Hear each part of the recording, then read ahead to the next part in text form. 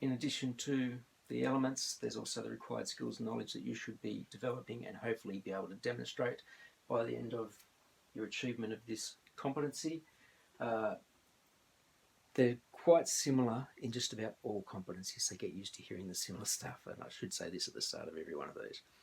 The required skills for this unit are communication skills to communicate with others, to enable clear and direct communication using questioning to identify and confirm requirements, share information, listen and understand.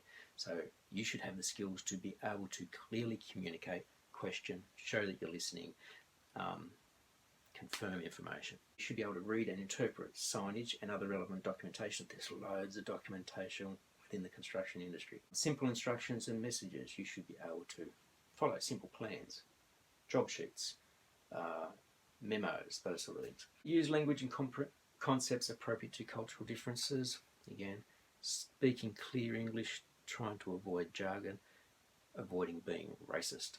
I didn't say that in the previous competency. Use and interpret non-verbal communication such as hand signals. Learn the signals that they're going to use on site. Learn the signals that they use within your company so that you can use them. Written skills to complete records and reports as required. You need to have good written skills to be a competent worker, especially for this competency. Identifying and accurately reporting to appropriate personnel any faults in tools, equipment or materials.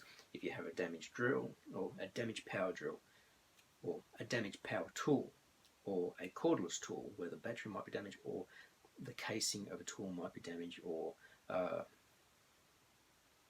spirit level that's been dropped. You need to be able to know, what do I do with this? How do I report it? Who do I report it to, so that it can be taken out of use until it can be used properly.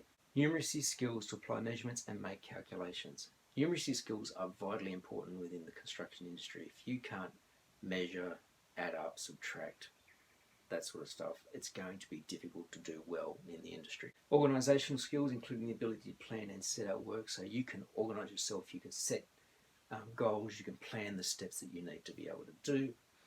Participating in meetings, being an active participant, not just sitting there and doing nothing.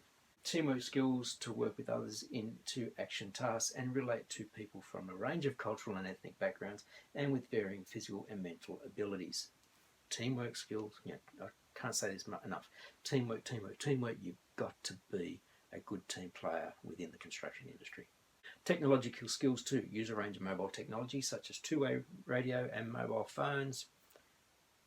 Mobile phones just about everybody should be able to use, but if you use two-way radios on site, you need to understand how to use those.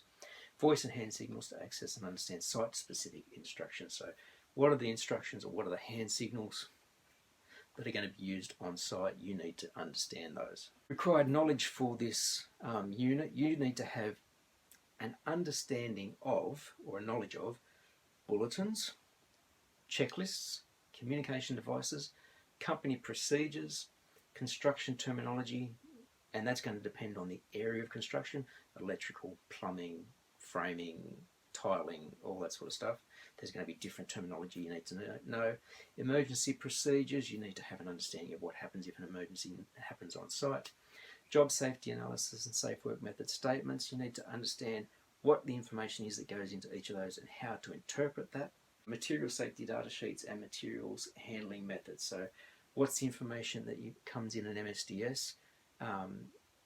You must be able to understand how to interpret that, read it, know what you need to do with materials and chemicals. You need to have an understanding of memos within your organisation.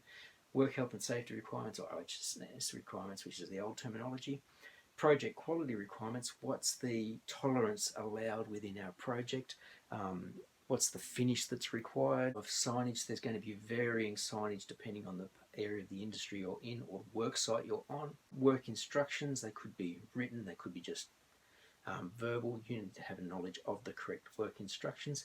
And workplace policies, there's going to be loads of those. It could be just what equipment, the policy of how you appear at work, what equipment you need to use, the work health and safety policies, the reporting policies, hours that you work, all that sort of stuff. So you'll develop a knowledge and understanding of that.